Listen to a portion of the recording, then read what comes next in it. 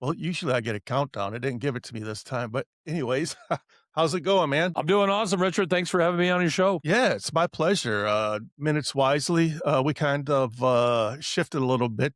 We used to be called the Scuttlebutt Podcast, and I used to have a co-host, and we kind of went our separate ways. Now I just named it after the nonprofit that I started a couple years ago, Minutes Wisely. Tomorrow Needs You, Minutes Wisely podcast. So I just sit around and talk to veterans. It's one of my favorite things to do. So, greetings, man. Thank you for joining us. No, it's great to be here and talk to another fellow vet. I spend a lot of my days talking to veterans, and always happy to talk to another one, and happy to add value to your listenership any way I can today. Yeah, it's awesome. Let me see here. Would you like to introduce yourself? Like, where'd you come from? Your name, rank, serial number. Yeah, so my mom and dad met back in 1960. Wait a minute, we're not going that far back, but yeah, I'm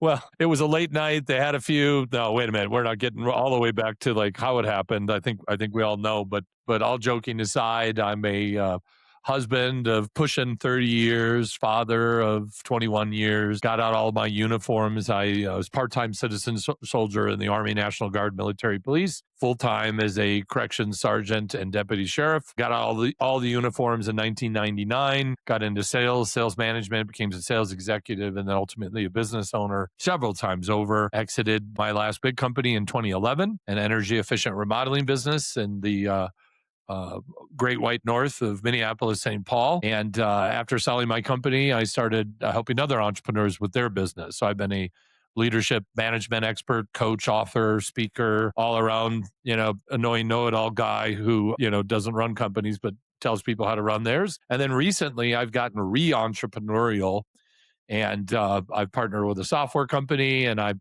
helped them kind of bring a product to market. And then I'm the CEO and founder of Business Sergeant. And Business Sergeant is a brand that places veterans into veteran friendly companies. So we're recruiters. We also do some team building, some speaking, and then some training, leadership training. But the recruiting is the biggest part of the business. And we just find folks that appreciate accountability, discipline, just good old fashioned figure it the F out type people. And we place those into roles many times with no industry experience. And the sales pitch that I give to CEOs are, listen, our people can figure out what you guys do in a quarter or two. Your best leader wouldn't survive an afternoon with our guys. So that's the difference here. So stop trying to send your people to leadership school and hire people that have already gone to all of them and Right. practice it in the real world. So we're able to get veterans a few extra bucks and a boss that fully understands who they are, what they bring to the table, and welcomes their skill set. So it's a win-win for the company.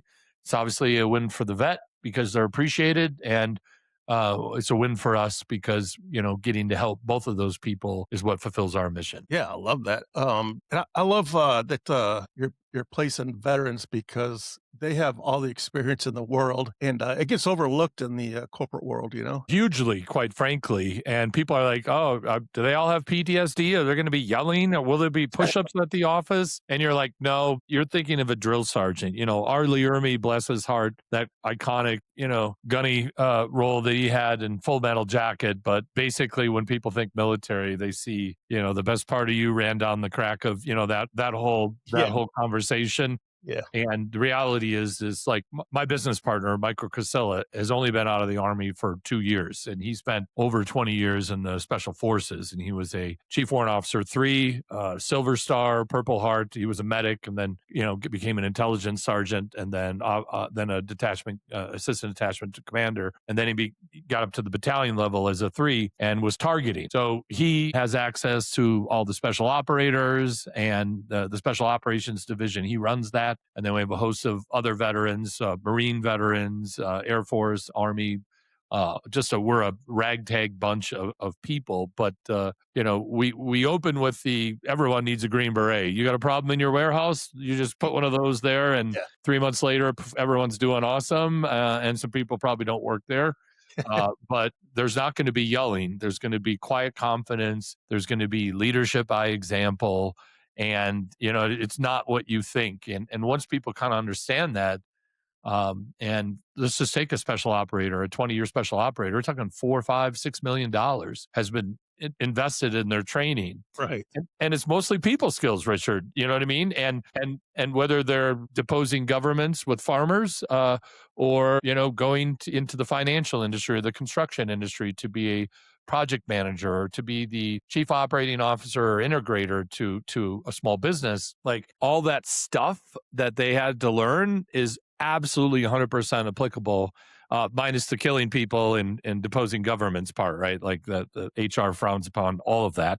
But there's quite a few skills that transfer right over, and we're able to harness the power of that. So where you need a leader, our guys, again, can learn what you do in a quarter or two, but your very best leader it wouldn't be fair to judge them against this group of people for obvious reasons. So, usually, red states, veteran-owned companies, are like, heck yeah, we'd love that. There's only a few industries and a few places that don't think this is a good idea, and that's okay. We don't serve those markets anyways.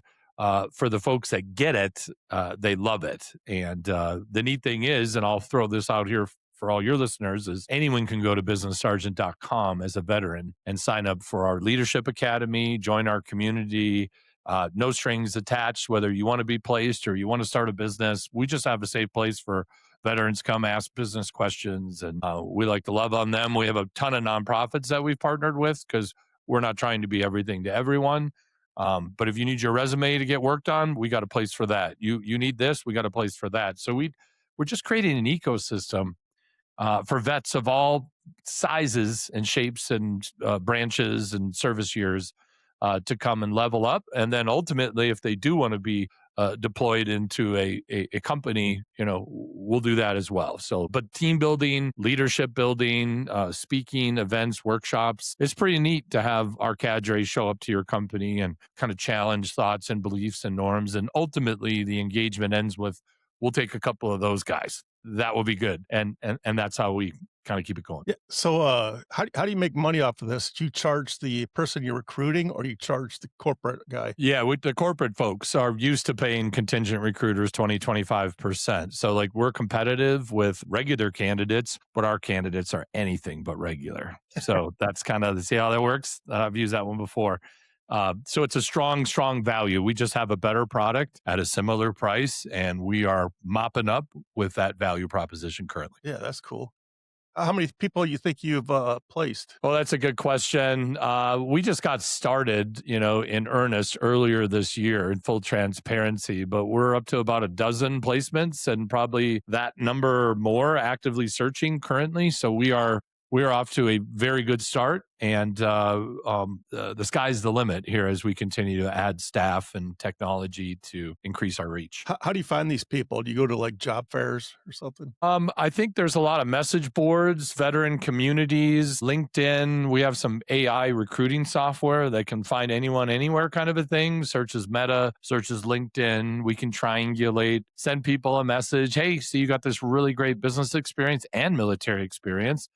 They're like, check us out. We do this. And it's such a rare thing that we do when we tap people on the shoulder and we have a role for 125,000 and they might be making 80 or 90,000. Like that's a good way to get someone's attention. Speak directly to them. Oh, that's me. What you do, that's me. And it's 20 or 30 grand more than you're making now, which makes a ton of sense. Like everyone could use an extra, X number of thousands of dollars for their life.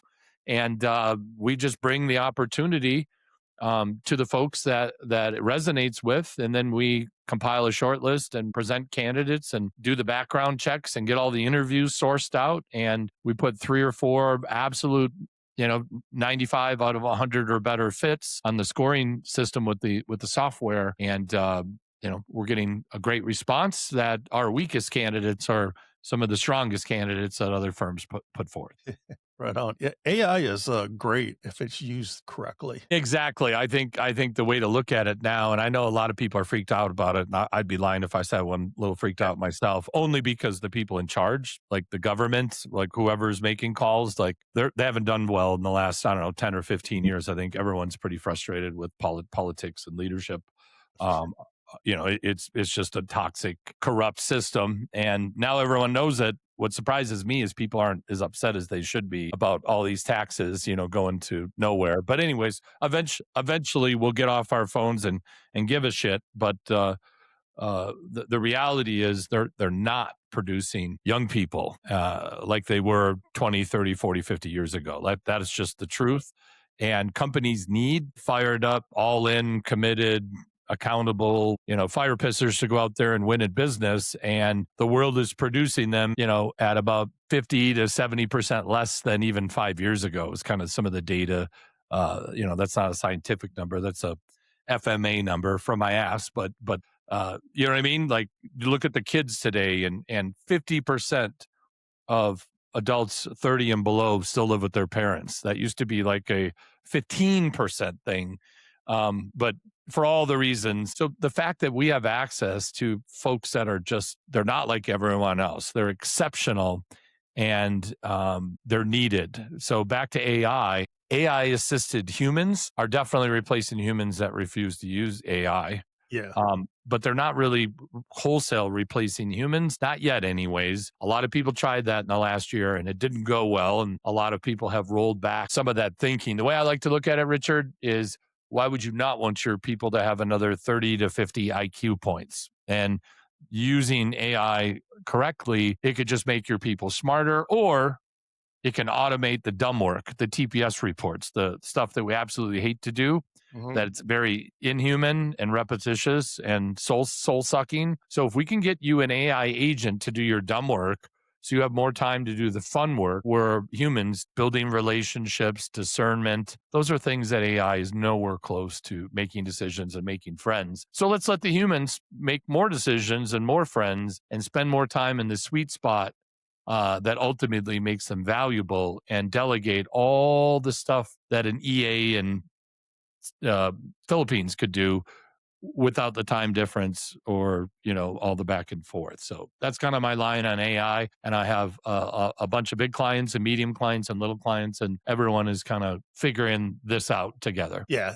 I love AI. Well, I'm an IT guy, first of all. So my pay job is IT.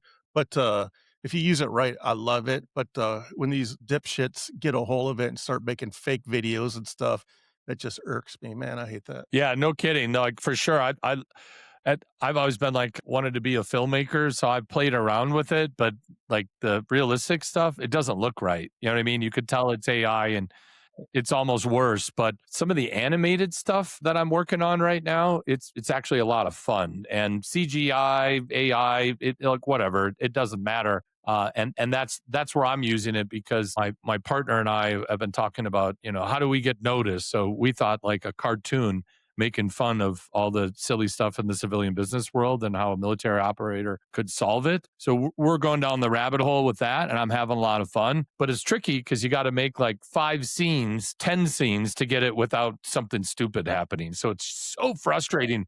But when you pull it off, it's like, that would have cost $200,000 for Pixar to do it. I just did it for, a couple $100 in AI credit. So, I think it's fun to play around, but I don't think like that's really replacing humans. No, It's just not to the level. no. So what I'm talking about is I saw a video, I think it was just today on TikTok. It was a military funeral, and the casket was lined with military on both sides in their uniforms. And a little girl comes up, yanks the flag off the coffin and yells, "I want my daddy back." And you could totally tell. I'm like, that's blasphemy, man. Like, whoever made that video needs to get kicked in the nuts. Yeah, I mean, I think it's just poor judgment, right? Just because you can make a character do something doesn't mean you should, right? But at the end of the day, the brain rot, the doom scroll that we face, it seems like the people with the most views, it's the dumbest stuff. So like, I think there should be some decorum around, obviously, fallen military. Like, Gold Star stuff is nothing to joke about. Exactly. So I would agree with you. That is a no-fly zone and really bad taste for someone to do that. I honestly think it was just some one of those kids that you were talking about living in his mom's basement that's pissed off at Donald Trump, and so he's trying to make him look foolish by having this little girl crying. And I mean, like, and then the people that are like follow that kind of stuff, they feed into it, and it just snowballs. And it's like, dude, that's not right, man. Yeah, there's a lot of psyops. I have a 21 and an 18-year-old son. My 18-year-old's pretty based, but the 21-year-old's a musician. And the people he runs with, once in a while, he'll make a comment and I'll be like, you still live here. So this is like, don't go too far off that edge there because like the rent's double for one of those guys. So you like oh, that's a great idea. You need a higher paying job because you're going to need to pay some more taxes to pay for these ideas. Like I'm sick of, I pay a lot of taxes as an entrepreneur for many years, and I'd feel a little bit better about that if they were spending it wisely. But we all know it's not even monopoly money. I think people playing a game are a little more concerned with the currency than the government is currently. Yeah, yeah, and that's another thing, not to get on the politics, but, everybody loves Elon Musk. Donald Trump hires them to go through some stuff. Everybody hates Elon Musk, trashing Teslas that they're not even his Teslas. Some guy's driving a Tesla, you trash it all because he's working for Trump, you hate Trump. I'm like, it's just it's a weird dynamic in this country. Well, it's just asinine, the brain rot. Again, these are the educated people who are inclusive, who will kill you, cancel, or burn you if you don't agree exactly what they say. So, like, Yeah, to all my blue friends out there, take your party back. The only problem is the party's being run now by the far left, and they're gaining momentum. yeah, So, mhm, I mean, the truth is, Richard, someone that you would consider a hippie in the 1960s, a flower child, yeah, would be a pretty center right, almost a yeah, crazy conservative. The common sense just doesn't exist, not to mention the policy sucks and it's yet to be effective anywhere it's been deployed. But other than that, it's just TDS, and there's a lot of TDS out there. And I have some family members with some TDS, and believe me, the guy's not perfect. There are so many things I wish he could do differently, but closing the border and letting Americans vote, like these are not wild, crazy concepts. yes, These are, the fact that the Blues, not a single one will think voter ID is a good thing, but these are the same people that make ID for everything else. So like I don't know. I'm purple. I've got some blue leanings and some red leanings, but yeah, for sure, like same, I'm a libertarian. I'm actually a registered libertarian because same. I like to vote for whoever makes sense. Right now, it's hard to like you're picking the lesser of two evils is really what you're doing right now, and that's unfortunate. But to go full send, everything this guy does is bad. It Yeah, just doesn't make sense because that's not how it works. There's some good stuff. There's some bad stuff. If you got to be far this way or far that way, I don't think most people that I respect and have relationships with are kind of in the middle. They're purple, but both party isn't yeah. really being represented by their base. So it's just a weird time for everybody. Yeah, the, year that, Trump actually lost to Biden, I did not vote for Trump that year. I did not vote for Biden that year either. I voted for the, independent person. But, when they lost me, the whole, men competing in women's sports and Yeah, men going that's up, a tough one right there. yeah, Yeah. the bathroom situation, like, you guys lost me, man. Like, I'll vote red all day long now just to get you out of there. Yeah, no, I think a lot of people are in the same situation because like there's only so many mental health disorders that require as a treatment plan that everyone else just plays along. And that's kind of what I felt that situation. Like, hey, whoever you love and how you spend your private time, like you do you. I Yeah, think 30 years ago we would have said, burn it with fire. And now we're like, just don't put it in my face. So like the point is there's been quite a bit of ground made on that and many other topics, mhm, but it's never enough. And like, if I had a daughter with a TBI because she got ran over by some mediocre male now masquerading as an elite level female, like I wouldn't stand for that. So like, it's asinine, and it's good to see the NCAA, giving the medals back to Riley Gaines, the swimmer, the female swimmer, right? That was second everything, but she was just an amazing female athlete, and it's really neat to see her have the gold yes. medals now, and not some dude who was like rated 1050th or whatever the rating was. Right. Yeah, but I feel like that wouldn't have happened if Trump loses that election. It would have Yeah. snowballed down that hill. Well, Biden somehow got another 20 million votes than anyone's ever got, and I think that people are starting to smell the the herrings, under the sun, and it's just an interesting time.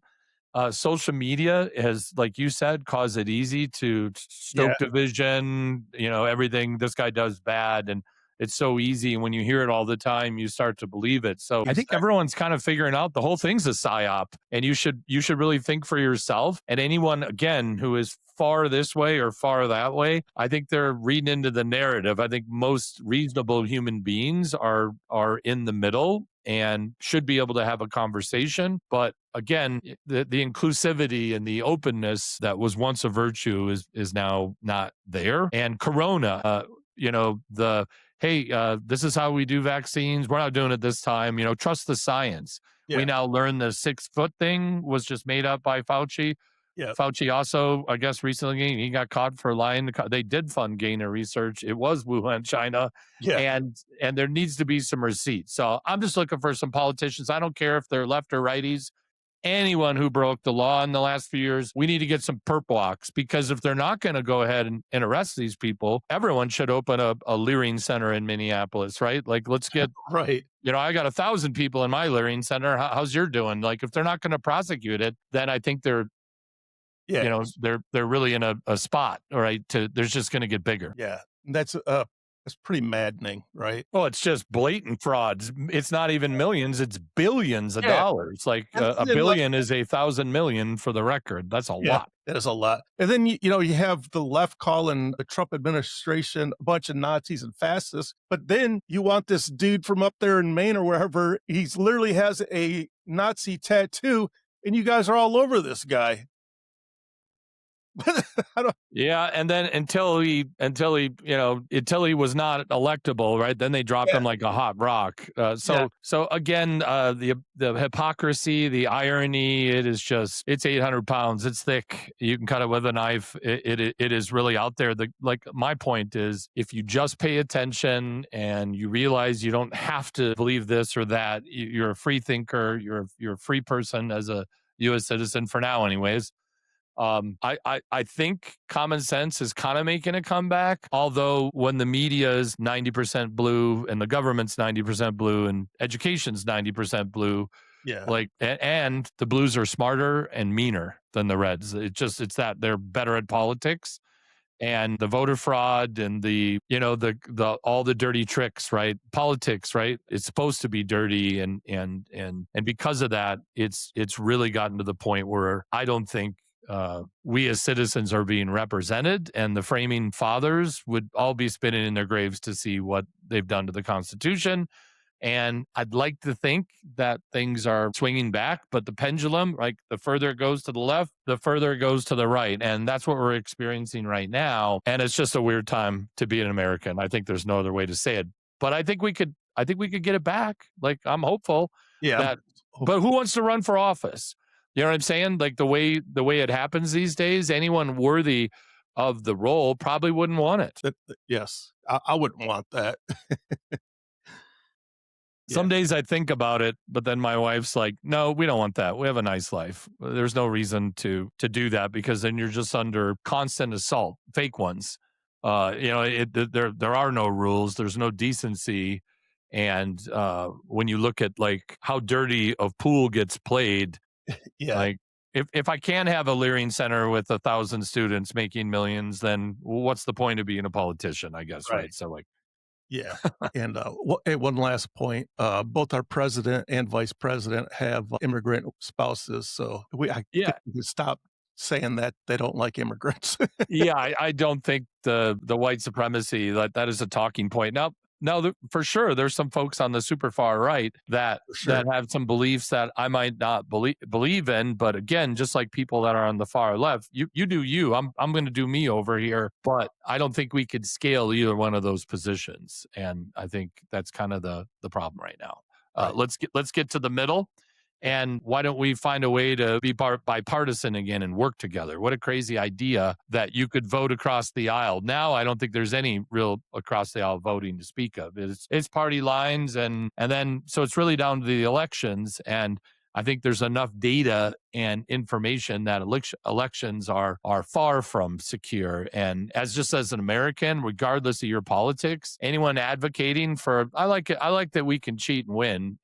That is un-American, not to have free and fair elections. So like my big pulpit here, it's just like, let's get that voter ID passed and let's see which concepts win in a fair election, and let's do that. That's what the founding fathers wanted for us. Yeah, exactly. What's next for uh, your organization? Where do you see this thing going? Well, we're, like I said, we're relatively new. We've only been at Yeah. it for a while, and we're getting great feedback. We're making, placements. Those placements are making a very big impact. I'm getting emails a month or 2 months in saying, wow, you did not oversell this. We thought this would be a bit of a flyer, and it's everything you said it was. So we just want to scale it more. I'd love to do, hundreds of placements annually. The more we do, the more lives we can change on the company side and on the veteran side. So obviously, if any business owners are listening, or know somebody that needs people, we'd love to make the connection. A rising tide raises all the ships in port. So we're, the more we can do in revenue, the more we can give to our nonprofit partners. And we are a for-profit business, but our aim is to be quite a bit less profitable than we could be by putting it back into the ecosystem, because it's not just about the money at some point. It's about leaving a legacy, making a positive impact, and doing whatever we can to strengthen this great nation. Whether healthy business, healthy families, healthy communities, all this stuff is connected. We do quite a bit of wellness stuff too. Let's not forget 22 veteran suicides a day is completely unacceptable. And we give to nonprofits that deal with that problem directly. So the more business we can do, the more we can fund, making a difference in that very important topic. Yeah, that's what Minutes Wisely is all about. The nonprofit that I started. So what we do is we send veterans and first responders to awesome events, say like football games, hockey games, professional games. So and our goal is to not just send them to the game, but we hook them up. And what I mean by that is we'll pay for their drinks, their dinner, their parking, and we put in the best seats that we can. So our goal is to, when a veteran goes to one of our events, it gives them the wow factor. Like, wow, you know what I'm saying? Like, life really is worth living, and it gives them something to strive for. Like, hey, that was awesome. I would love to do that again. So let me get out of this funk and work harder, because life is really what you make of it, right? So I kind of feel like somebody told me a long time ago, save when next time you fly, save all your money up and fly first class. That way it motivates you. You're like, whoa, that was awesome. I don't ever want to sit back there again. So that's kind of what my nonprofit does. And we've been doing it for about 3 years, and we've put 198 butts in seats since we started, and it's pretty awesome, man. I love to see their smiling faces at events. That's wonderful. I love what you're doing. Like, that's your jam, and you've Yeah. already made 200 impacts, and that's exciting. So like this what's neat about the veteran community is everyone has their own little thing. I love yours because flying first class or sitting in the club seats or on the glass at a hockey game, like that is a lot different experience than being up on the third deck, Yes. close to the roof. Bring your Kleenex, you're going to get a nosebleed, and Yeah. now you're in the primo seats. It's definitely an enhanced experience, and I'm really, really glad that you're able to provide that for vets. I mean, it helps me out because I love seeing these guys. I mean, it's a win-win situation all the way around, and like you said, like, if I wasn't doing this, there's no way heck I would spend $500 or $600 for these seats for one seat, right? But if I'm able to do that, and all I'm doing is asking the community, "Hey, can you all donate, or can you come to my fundraiser because this is what I'm going to do with the money?" And like it's an awesome. Uh, I love it. And the only thing I ask is, "Hey, while you're at the event, just send me some pictures, man." And Yeah, like exactly. Yep. smiling ear to ear, I love it. It's very rewarding for me, that's for sure. Well, good for you. I'm glad you're able to have a healthy outlet to help other people. I think if everyone had a little bit more service in their heart, we'd be able to solve some of the problems. Yeah. Everyone's a selfish jerk on their phones all day.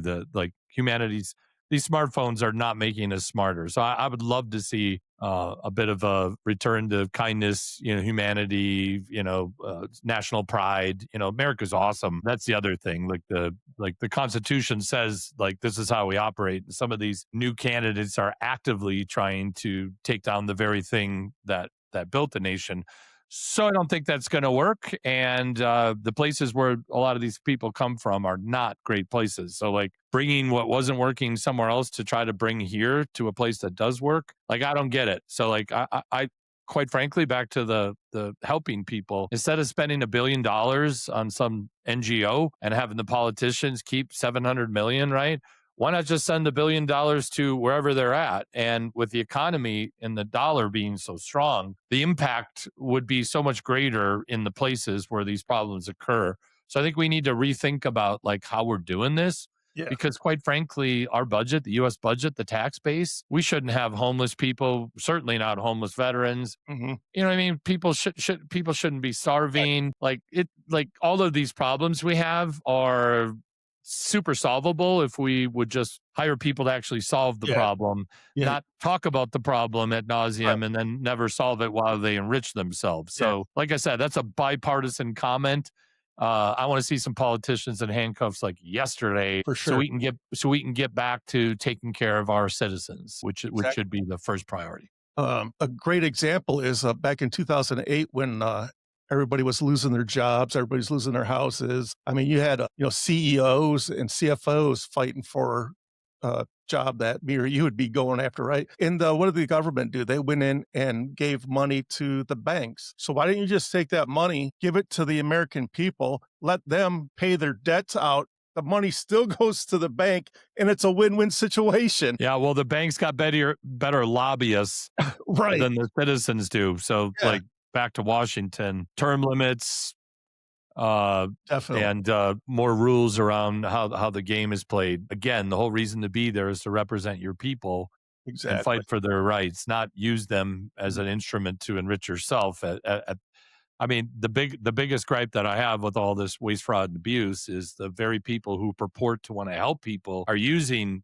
the hurt group of people as the topic, and then they're not actually helping them. So to me, like this, why everyone can't see what's happening is the shocking thing to me. Baffling. Yeah. And, when Congress was first put together, it was supposed to be, that congressmen or women, but it was men at the time. They were doctors and lawyers, and they lived in their city, and they helped their citizens. A couple times a year, they would go travel to Washington, D.C., bring their stuff to D.C. Okay, this is what my community needs. And they go back. They actually had a job. It's not like that anymore. This is my job. And when I started, I was broke. But when I got out of Congress, I'm worth $150 million. Yeah, like again, there's enough of those scenarios where I think they're somewhat being investigated. But again, who's guarding the guards, as the old quote is? There needs to be some accountability. And short of that, we're just going to continue to watch it happen. And it's that's the wild thing. It's like there's enough data, but when the system itself doesn't want to stop it, then unfortunately other things need to happen. And that's why we're having these big events and things that kind of set us back. And it's unfortunate. So hopefully we could square this away without, going further, closer to like, God forbid, a civil war or something like that. Like that'd be like, that's going to be bad. That's going to be bad for everybody. So let's try to be adults here and find our way once again. That's what I'm hopeful of that. I really am. Yeah. But some days it's hard to be hopeful when you see just how deep and bad it is. Oh, I think the problem is, man, like people need to turn off. First of all, you need to turn off your social media for a while. Just go out and take a walk. Second of all, turn off mainstream media too, because they're pitted against us. I know it's just wild. So if I lived the way the media wanted me to, like I would be at war with my neighbor who's a different color than me, a different race than me, a different religion to me. Like turn all that crap off, go outside and love thy neighbor. It's not that hard. Well, again, the whole Christian nationalist is a pejorative term, and all it is someone who loves America and loves Jesus. So it still says in God we trust on the dollar bill. So like maybe that's your God or my God or whatever, and maybe we could open that up. But this was founded as a Christian nation, and it is the crown jewel of the world. We have the best military, right? The best economy, like all kinds of diversity. That the thing actually works. People come here. And it's like, wow, this is like the World Cup just happened. And now there are these videos saying, well, the media said this Yeah. was happening. Like none of that, at least there's very little of that actually happening. This is what I found. So it's really neat to see people kind of break through the clouds, Yeah. especially because the world media is just as off as ours is. Like again, if you're into the cabal, the deep state, the world order, the Illuminati, the aliens, I don't know. At this point, a few years ago, the aliens weren't on the table for me, but I'm now open to any eventuality because as I see things happen, that would almost explain it better than anything else. I can't even explain how things are. That's why I've opened up. I don't have any hard data or evidence, but as crazy as things have been, I'm no longer surprised by how crazy things are. Right. So that's why I think you just have to be open to anything. And again, look at the data. If it looks like a duck, it quacks like a duck, flies like a duck, swims like a duck, Mm. it's probably a duck. Yeah. For instance, when Joe Biden was in office, it was a hard time getting people to join the military. That goes away. Pete has Hegseth takes over, and the United States Navy met their quota like 2 months ago. Yeah, that new Top Gun movie didn't hurt either, right? Yeah. Yeah. Yeah, that's for sure. I was actually on the ship when they filmed the very first Top Gun movie 100 years ago. What was that? The Enterprise, the Uh, Forrestal? What was it? so, in the movie, it was the Enterprise, but all the filming was done on the USS Carl Vinson. Carl Vinson. Okay, that's where you were assigned. Yeah, you said scuttlebutt earlier. I pegged you for a Navy guy. That's a nautical term, the Yes. scuttlebutt, right? Yes. I even got my 3-year-old granddaughter calling her underwear skivvies. Nice, the skivvies. Yeah, there you go. Yeah. Yeah, I have a long history of sailors in my family, so I'm very proud to have donned the uniform back in the No, day. that's great. Yeah, thank you for your service. I think that's Yeah. great. Like wherever you serve, like everyone contributes in their own way, and not everybody gets a chance to right storm machine gun nests and parachute Right. into enemy territory. Yeah. So most veterans, did their thing, ready to go, wrote a blank check to the U.S. government up into including your life, and just showing up, putting the uniform on, regardless of what you did for however long you did it. That's compulsory military service might be a good idea. Maybe send some of these. Yes. Folks over to different parts of the world to see how those concepts actually play out. Maybe they would have a different experience if they saw how it actually operated. Yeah. So I tell this story all the time. I was in Mombasa, Kenya, in the mid 80s, and I was walking down the street. Most of the countries we went to, they spoke English and their native language, right? So Mombasa is so third world, like nobody spoke. It was very rare to find someone that spoke English there. It was all Swahili. So I'm walking down the road here, and it was right by this very iconic place. I remember it from a high school where the big giant elephant tusks go over the road. I was right there, and I'm just like, oh my god, my history teacher would crap her pants if she knew I was standing right here right now, and I'm just in awe, right? And this lady comes up to me, and she's got a newborn baby all swaddled up, and she's crying, and she's like doing this, trying to give it to me, and I was like, whoa, I can't take that. And so, but she loved her baby so much, she was willing to give it to a complete stranger because she knew that stranger was from America. And I would love to get on national TV and tell this story because all you people that are crying about this country have zero idea what's going on out there. Zero. Yeah, I mean it's not hard to look. The information is there, but if you don't want the truth, you're Yeah, right, then you're not going to find it. So I think that's true. Yeah. that's like the division that has been so over many years strategically. And if the population is fighting amongst themselves and they're distracted, they're not looking what the government's doing. So I think this is the best thing about social media, right? We just said it's bad and it's Yeah. rotting the brains out, and it Yeah. is. But the good thing about it is it's much harder to have like when I think back to like the 70s or the 80s, like has anything even changed? Like, you know what I'm saying? Like, is the system even different? We weren't allowed to question it, or Before they used to say, this is the news, you decide. Now the media says, this is what happened, or this is how you should feel about it. And it's clearly not independent journalism anymore. It's corporate or political stuff. And it is Russian level propaganda. When you talk to someone from Russia, they truly believe the world is like different, because Russia is really good at freezing out other media and having their own. And when you said, like today in 2026, the U.S. will have Russian level psyop campaigns. You said that 30 years ago. You're like, no way, that would never happen. So like, back to the smarter and meaner. There is a big system that's been put into place over many years, and it's going to take a while to unravel that system and get us back to a place where we can have more of a moderate centrist appeal, and we don't have to alienate folks. We can just try to help them. Again, we have all the resources, so it's really sad that the rich are getting so much richer and the poor are getting so much poorer. The middle class has left, and that has also been strategic.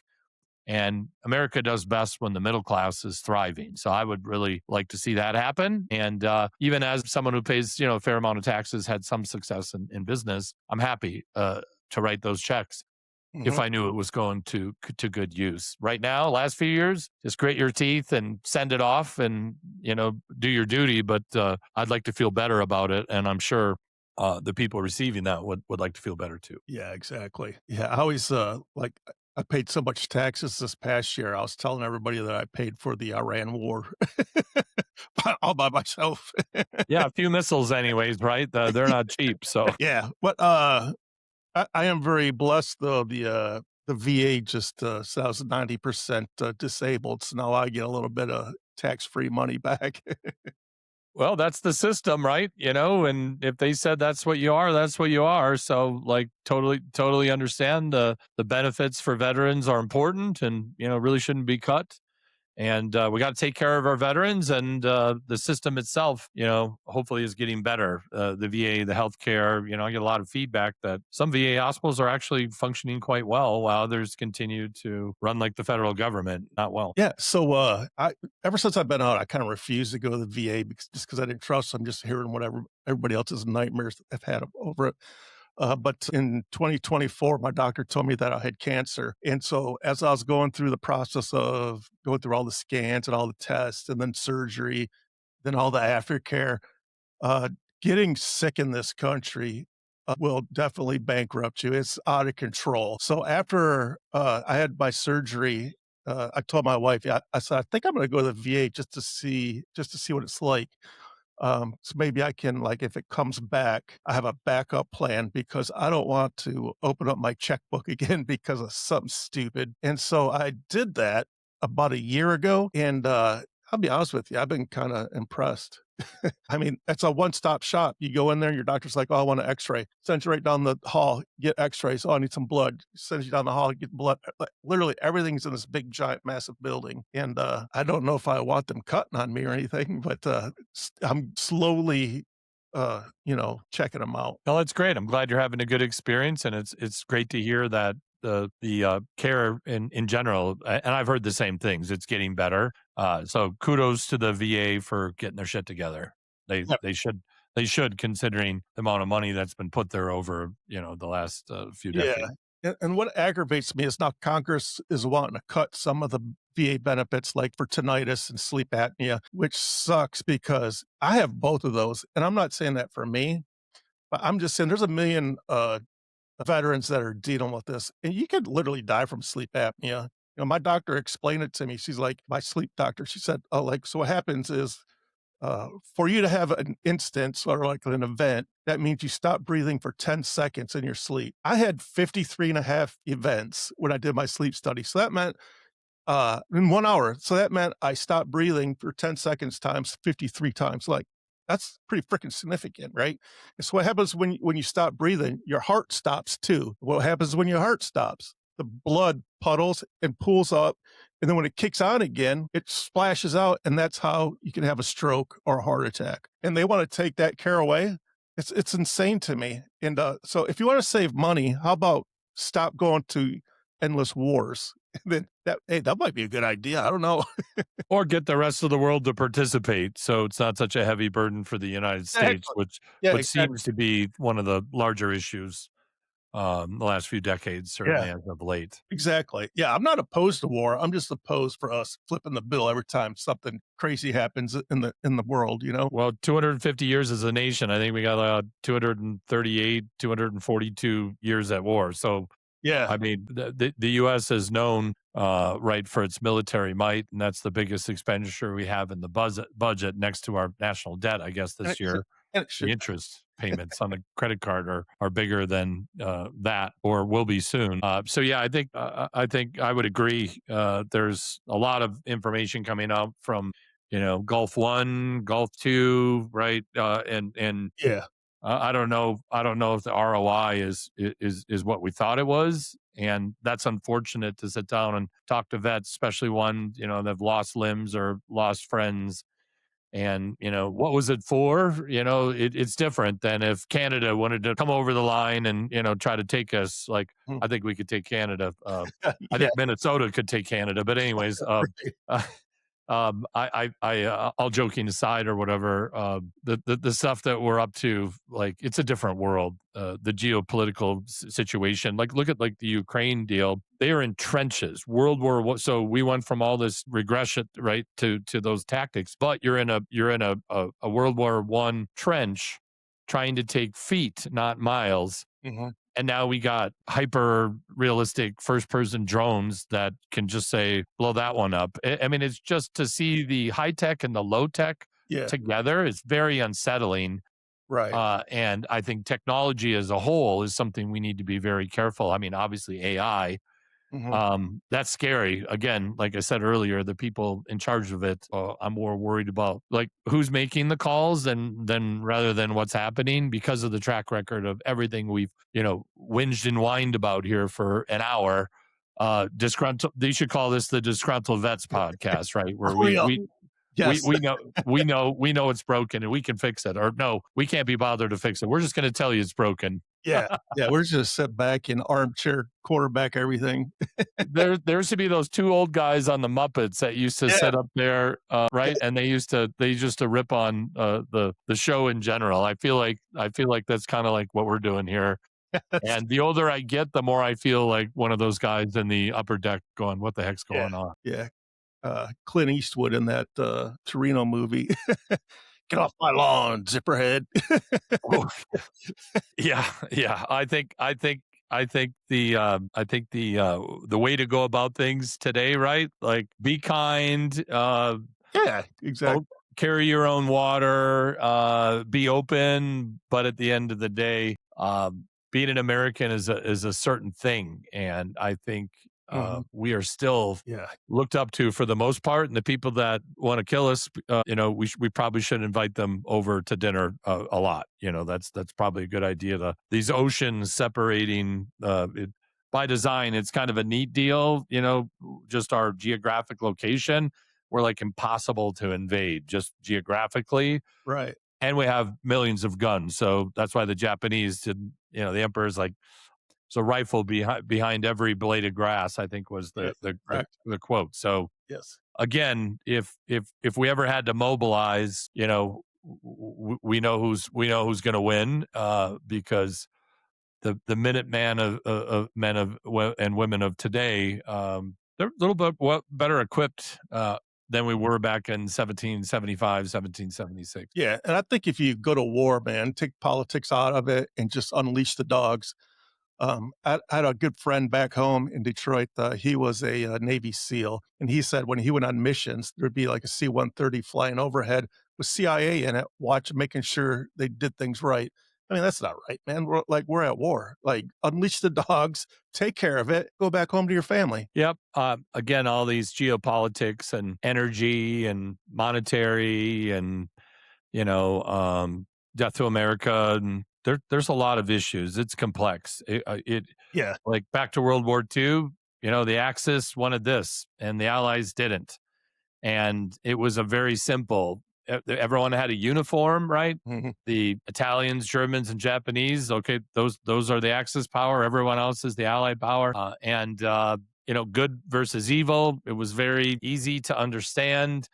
It was what, 4 or 5 years of a big hoo-ah, and everyone came home and Right. moved on, and those were really good years for America, the 50s and 60s. And then, like I said, the powers to be, I don't know who these powers are, but they decided we don't want that, we want this. So whatever is going on, it is baffling. I don't think anyone really knows, other than the receipts that are dropping now aren't being looked at and learned from. That's my biggest concern, is the truth is kind of out there, and people don't seem to care. So Yeah. it's a bit of a twilight zone for me, how things are, how they are. But again, I think everyone, you have to worry about yourself and your family, and I think everyone's doing that probably a little more than they should, and we should be worried about the nation. So, God, country, family, team, work, play, whatever the hierarchy used to be. I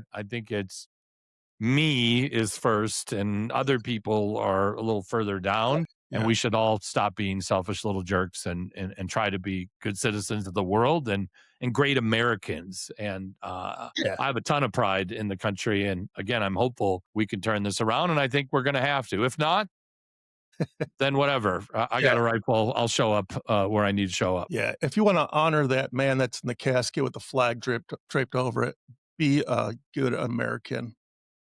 Don't let him die in vain. Yeah, I think that's a good message right there. Respect is Mike Tyson quote. People have been disrespecting people on the internet, and not getting punched in the face. And generations of that now have, Yeah. Why? like religion and politics, right? We've talked a little bit about some of those things today, which are not advisable things to talk about, right? Because it's impossible to have these comments land 100% anywhere. So we've told people, hey, don't talk about religion and politics. Now we have a whole generation of people that are incapable of having an adult discussion about religion or politics. And we can't really defend our positions, because a lot of these positions aren't defendable. So people just hurl the insults or the slurs, or, you know what I mean? You can tell when there's not a good argument when we get into the feelings, or we just start regurgitating the propaganda versus actually having a discussion. But it's hard because Yeah. people are emotional, and Yes. they're hurting. And when you're pissed off and emotional, that's not a great state to be reasonable. And I think we're all whipped up, kind of ginned up in this us versus them thing going on right now, or us versus us, I think is a better way to describe what's actually happening. And I really just want people to see what's going on here. And it needs to be us versus them, the government who doesn't serve us. And as soon as that happens, and we start electing some politicians that actually want to help their communities go back to like where it started and not enrich themselves, then I think we got a shot. And again, until we hold some people accountable for some very clear breaches of trust and laws, I think it's going to continue to be funky until some accountability shows up. Yeah. Yeah. It's definitely a privilege to be an American. Start acting like it. Of all the, like, our population as a percentage of the world is actually quite small. Hmm. So to be an American is absolutely of all the places you could be born, you did about as good as you could. Right. So like, let's not throw that away, Yeah. or try to bring a sad culture to a happy place. Like, doesn't make Yeah. a lot of sense. Yeah. And if you don't believe it, go to Mombasa and ask that lady that was trying to give me a baby. Yeah, that's heavy stuff right there. Most people haven't experienced something like that, and yeah, I think all vets that have been outside the country, regardless of where they're at or what they're doing, have a much better picture of what that actually looks like. Yeah. And that one, 10 minutes out of my life, it stuck with me. And that happened in the mid 80s. I remember it vividly. And I have dreams about it, like I've never forgotten that little baby and his mother. Yeah, that's heavy stuff, man. So like, totally get that. Back to the gravity of what it is to be an American, and it's not. I do think mandatory military service, and maybe if the military isn't for you, could join the Peace Corps. Like, I think these young kids need to get off their phones, off the they need to join IRL, which stands for in real life. I'm Yes. told, right? And Yes. I think they need more IRL in their life. I know I'm try like heck with my boys to, hey, give me that thing. Let's go to the range. Let's Yeah. go, Exactly. Yeah. walk, go for a hike, walk some mountains, like do some stuff that doesn't involve technology. Yes. And before I let you go, because we're at an hour right now, but you mentioned that you wrote a book. I did back in 2017. It's called the Business Sergeant's Field Manual. Subtitle is Military Grade Business Execution Without the Yelling and Push-Ups. And it is looks like a military field manual. And it's dog-eared and beat up, and there's 82 lessons and stuff that I learned in the military, stuff that I learned as a leader, and things I brought to the civilian business world, and stories about scaling companies, crashing companies, using business operating systems, and then harnessing the power of a military leadership mindset in the civilian business world Yes. is really what the book is about. And that's 9 years ago. Probably took me a year to write it. So a decade ago, I felt military leaders could add value. And here I am a decade later, actively placing people into companies. So it took me a while. Sorry, everyone. I was distracted doing other things, but I think I'm on target with my partner, Michael, and we're really enjoying being able to be part of the solution, not part of the problem. How does one find your book? If you go to Amazon, I think LinkedIn is a great place to check out my content. I'll share this interview there. Yeah. And then the website, Business Sergeant, is www.bizsgt.com, because God knows in the military we abbreviate and make an acronym out of everything. But if you just search Business Sergeant, it'll pop right up there, and you can reach me, email at chris@bizsgt.com. So I'm super easy to get a hold of, but I'd love you guys, your listeners, to connect with me on LinkedIn and follow me there for more. Yes, I will definitely look you up. And I have one more question for you. But before I get there, I just want to remind everybody that we have tickets available if you are a veteran or a first responder or a Gold Star family member. A couple of events to take note of are my wife and I are flying to San Francisco. We're going to go see a Giants game, and we're going to pick up a couple of veterans in San Francisco and take them to a game. And that is coming up in a couple of weeks. It's like the August 8th and 9th is where we're going to be there. Looking forward to that.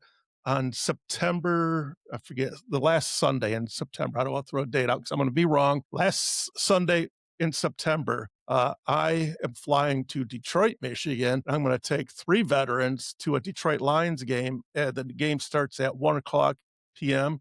As soon as that game's over with, we're going to walk across the street. We're going to catch a baseball game at Comerica Park. Detroit Tigers versus the Pittsburgh Pirates. 2 professional games, one day, all completely paid for by Minutes Wisely. Wow, that is September 27th, Richard. Sunday, September 27th is the date there. I just looked it up while you're dropping out that information. So there it is. If you're in Detroit, if you just roll over to minuteswisely.org, and there's a form that you can fill out for each event has its own form. Fill it out. Somebody randomly will get picked, and we're going to treat you to an awesome event. The September 27th. So the August one, I'm really looking forward to, because that's where I was stationed at when I was in the Navy in the Bay Area in San Francisco. So I'm going to take my wife. She's never been there. I'm going to take, and we've been married for 34 years since I left there. I'm going to take my wife and walk down my old pier and show her what it looks like out there. The Navy base is no longer there, thanks to Bill Clinton. But there is the USS Hornet, a aircraft carrier is there that you can go walk through. But my pier is still there, so I just want to go walk my pier one last time and show my wife how big a Navy pier is. That's going to be amazing. But I'm also really looking forward to the Detroit one, because I've always wanted to go to 2 games in one day. I'm going to knock it out and take some veterans with me. Bucket list. Way too long, and you replace the B with an F. It becomes a bucket list if you don't get to it. So good for you. Solid on you for checking something off your bucket list. Yes, life is too short. I learned that last year when the doctor said, "You have cancer, wreck my life." And I promised myself, cancer may take my life one day, but it will never take my will to live. Hoorah, Richard. Kudos to you, man. happy to see you're doing so well. Yes. Okay. One more question. I always try to get something profound out of my guests. And so I have a question. I have a list of questions here, but I'm going to go with this one. What's something you're proud of that most people don't know about? Wow. Doing the right thing when no one's looking a lot, having opportunities to do some things and passing on those because it didn't feel right. And it takes 20, 30 years to build a reputation and about 5 minutes to lose that. So that's the one thing that I constantly remind myself that it could all be gone. One bad decision, one bad relationship, one bad event. And just to fully appreciate the gravity of your reputation, like your legacy, what you leave, it's all you have. Everything else is comes and goes, but that's something that means a lot to me. And I hope after I'm gone and my sons, meet people that knew me, that your dad, insert something really cool, and a bunch of those stories would be what I'm shooting for. My core focus, my big hairy long range goal is not a financial number or a number of countries visited. It's an impact number, right? I just want to screw up traffic the day I die, Yes. because everyone came for those reasons. Right now, I might be a stoplight or two. Who knows? Right. But I'm talking like full traffic Armageddon. I work hard every day to make an impact, and I won't know, right? I'll be in a box, but that's just kind of my weird sense of humor. I'm just working hard to make an impact, and one that lasts hopefully longer than my meat suit does here on planet Earth. Yes, I love it. And I also, when I'm gone, I'm hoping, my kids and my grandkids look back and say, damn, my grandpa saved lives, man. That's so awesome. And maybe they carry on the torch. Yeah, that's what we can hope for, right? Making a lasting impact and Yeah. and doing it right and going out on our shield. Yes, sir. Well, I want to thank you for coming on and I would say BSing, bitching with me for an hour. It was fun. I enjoyed it. Hopefully you enjoyed it. I did. Thank you for the conversation. Yeah. Yes. Hopefully I didn't ruin my reputation in an hour that I spent 20 years. All joking aside, I think it's okay to have thoughts and share those, right? And don't yuck my yum, as I like to say, and I won't yuck your yum. Do you. I'm going to do me. Yeah, exactly. Just because I may think different than you doesn't mean that we have to hate each other. I think that's where we get lost in this country. Yeah, I agree. We need to be together again. Yeah. I long for the day where we can have intelligent conversations, healthy discourse.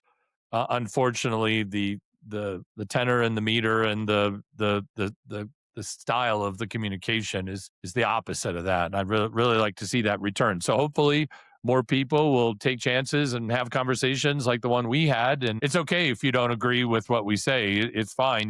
That's the whole point of freedom of speech. So when people aren't allowed to express their opinions, that's fascism right there. So Yeah. like Yeah. keep it classy, America. Yeah. No bueno. All right. Stick around for a second while I hit the stop button. Make sure you're all uploaded. And until next week, peace out.